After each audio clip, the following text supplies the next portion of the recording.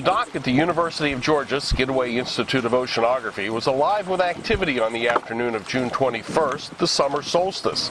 It was all part of Skidaway Institute's participation in Ocean Sampling Day, a worldwide effort to take a global snapshot of microbial communities. More than 190 sites were involved in this year's project, from the Arctic to the Antarctic and around the world. The sampling was directed at microbes, which Skidaway Institute professor Mark Fisher describes as the engines of the planet. By a very large amount, microbes, the organisms, living organisms that are too small to see with the naked eye, dominate life in the ocean. They dominate life on our planet altogether by many, many, many orders of magnitude. There couldn't be bigger things, fish, etc., without microbes. The microbes have been around on our planet for over 3 billion years. They're the ones who invented all the tricks that life uses to manage to exist on this planet. The scientists involved in the project all followed the same protocol to collect and process the water samples. The microbes were filtered out and sent to Germany, where they'll undergo DNA analysis to identify what kinds of microbes are present in each location. It'll tell us a lot of things, but probably the things that will be most interesting are the things that we haven't even imagined.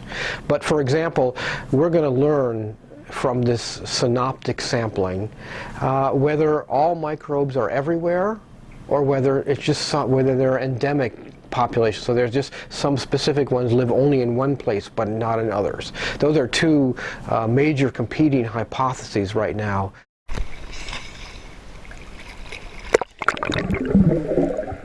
In addition to collecting samples on the Skidaway River, a tidal estuary, another team collected samples at Gray's Reef National Marine Sanctuary.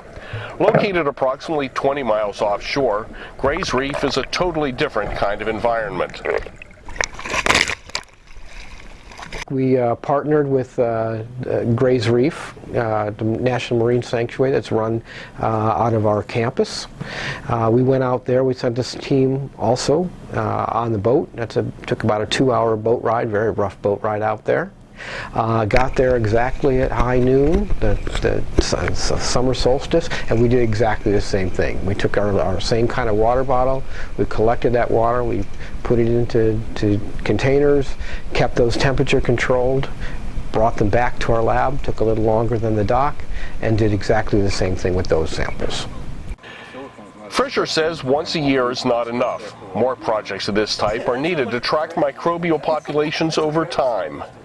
I think those are going to give us real clues as to how our living systems are going to respond to all sorts of changes in dynamics in the system. Climate change, more impact from us, from humans.